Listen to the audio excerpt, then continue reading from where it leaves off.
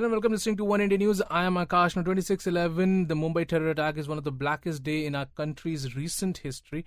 But as time is, unfolding, so are the different layers of this heinous terrorist plot that has happened to our country. Now, one another important thing that has come up with the Nepal being a center, being a safe haven for all these terrorist outfits, especially for ISI, who has a stronghold in Nepal, and recent developments have shown that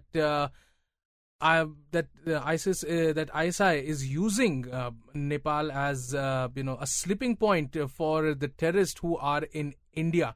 So to talk to me more about this issue is Vicky Nanajappa. Vicky, I just want to ask you this thing that this stout, this middleman Irfan, who has been caught in Uttar Pradesh after the Nepal earthquake, has revealed that the ISIS was definitely very much active in Nepal, and David Headley is also one of the key points that he has said that he was asked to take care of David Headley while he was in India. I just want to get your reactions about this thing first. See, the thing is, while David Headley was captured, the thing is, we have got to know that what he had planned for during what he had done for the 26th attack. And then there was also news that he had visited Pune, and then the German bakery blast was also carried out based on the surveillance and the information that he provided about that case. That's right. One part of it.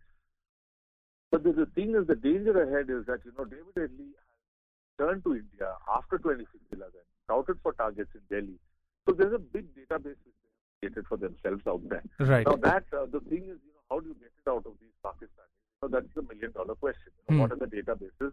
And the least we could do is keep those installations under check at all at any given time, so that the plans don't materialize. That's right. What. But in this whole case, when we speak about Nepal, the thing is, a lot of things, we always say, the Nepal route, and then it ends out there, basically. Right. But how important Nepal is as a destination for the Lashkar-e-Tayiba or the ISI? See, the thing is, it's half the people, 9 out of 10 terrorists, if you take, they always, commit an act of terror in India and they get out through Nepal. Right. And this is where this guy, Irfan, becomes extremely important. Right. And the thing is about his meeting with David Headley is also very clear that, David Headley, while in Pakistan, had visited Nepal. Right. Met up with this guy, Irfan, at the behest of a former major in the ISIS, and then in the ISIS, sorry. And then, from there he was launched into India, basically. Right. It only goes on to show that, that border out there is so weak that it's become, like a cakewalk for anybody. But the thing is, there's no need, for you to have a separate visa, passport, to get into Nepal. People just reach, the border, and then they're picked up by one of these scouts, who will ferry you across up to Kathmandu. You just pay up their fuel charges or whatever, and then, for 500,000 rupees, it's like a racket which is running out there. And they're not scouts who have, any allegiance to a Lashkar or an ISI or, or a Hizbul or anything. They will ferry across anybody for that. Right. So that, remains a major area of concern. And then it just goes on to show that this guy, Irfan, was running an agency out there. He was undercover out there. And, he was basically from Uttar Pradesh. Right. And, there's also the thing that, it was the earthquake that, one of the jail walls collapsed and then he ran away from there. Right. India caught him after that in UP. So it just goes on to show how deep rooted this network is. So, since we are unable to, get into Pakistan and, carry out any kind of a bona fide operation out there, right, a lot of terrorists, the thing is, to start breaking these walls which they have constructed around this whole web of terror, basically. Nepal, for instance, Nepal to Uttar Pradesh, this is going to be a hub of information out there. That's right.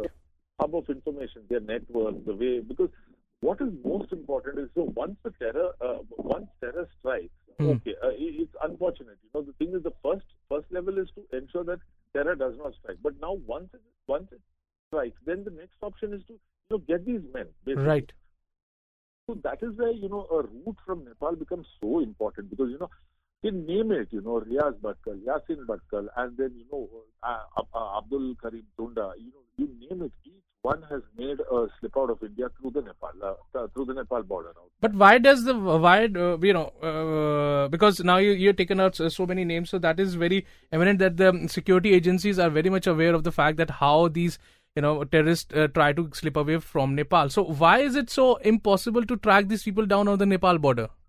And that also, I would blame a little bit of these politics of, what happens, in states like Uttar Pradesh and all that. See, the reason, one investigation, that I've been trying to track is, it's a blast which occurred at Bijnor out there. One. In this blast at Bijnor, there were these 5 guys who had, made this escape from this jail in Madhya Pradesh, and then they went around the country. Today, the NI suspects, they were involved in the Church Street, Chennai, as well as the Bijnor blast. So, one thing what I've noticed is these guys, for a considerable amount of time, were hiding in Uttar Pradesh. And, some officers of the NI even complained that, there was this, this local level politics, which to play, which helps them, remain guarded out there and things like that. And today the NIS suspects, they have also taken the same route out. They may not be within the country. Right. So this is a problem now. Unless there's a full-on 100% cooperation, especially from these bordering states, which I call them border states, right, where there is this chance of slipping out. Into this, like say West Bengal is a bordering state, Assam is a bordering state, and Uttar Pradesh. So these are all the places through which terrorists tend to slip out. Right. As long as they're in the country, it's fine. You can still track down as your own law. Right. But the moment they go into another country, it's a different law in operation. Because you have to really carry out a daredevil act, and most of the time there are no extradition treaties, so it becomes very difficult. So now, don't you think that India should, as a top level, has now become a little bit more strong? Don't you think that the security agencies should should ask the top brass in India to maybe come on some consensus with Nepal over extradition treaties? That is true, but Akash, that is one part of it. With Nepal, we actually don't need an extradition treaty. That's one thing. Right. It's just a free flow between the two countries. That's not the issue.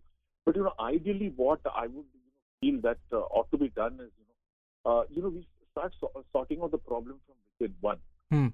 If we don't let these guys slip out from here in the first place, then the whole those other issues of trying to bring them back, track them down in another country, that does not happen. Right. And of course, yes, we need to also work more closely with Nepal on these security related issues, because there's a hub of people there. It's not just terrorists. It's not just one single guy who's running the operation. It's like a network of people who is running the operation. Yeah, massive network. You go every travel agent who's been sitting there. He'll have some other undercover job. All these kind of things. Well, that is also a larger part of the issue. More cooperation with Nepal, because you hunt them down the border there. You can bring back 90% of the terrorists who are trying to make a dash, because through Jammu and Kashmir today it's relatively difficult. Yeah, so because of the army being there. So exactly. I think that mindset needs to be changed, that the terrorists can only come through Jammu and Kashmir. As we saw in the chance of 26/11, they came by sea. Nobody was ready for it. Though the security agencies raised an alarm saying this thing, that this is going to happen, the terrorists will attack via sea. So these sort of things, and of course now with the Nepal question being there, that they slip out of Nepal, there could be a possibility they can slip in from Nepal. Exactly, they can slip in, they can slip out. These two issues are there. So the border management and those kind of things, we can't leave Nepal border just out unchecked. Anymore, unchecked. That is one thing. There needs to be a major vigil, because it's not just now, Akash. Abdul Karim Tunda, he's a terrorist of not just 1 or 2 years. He's a terrorist of almost 2 decades, and he's repeatedly used that route itself, the Nepal route. How does Dawood move in and out? I mean, the whole Dawood network. In fact, I'll give you one example of a criminal who was caught here in Karnataka. His name was Rashid Malabari. He was a hitman for this the D gang. Okay. He was in fact arrested out here because he was plotting an assassination on Varun Gandhi. When he was supposed to visit this side of the this side of the country. He was given bail. And then he jumped bail and very easily taken that Nepal route, and he's out of here. That's one thing. Now from Nepal, when he went to Pakistan, and how he's gone there, that remains like $1 million question. So it's become that easy. Right. So that is the thing. Any criminal, any terrorist, any smuggler will continue to use that route. So I think it's, there's a need to, rethink on that border.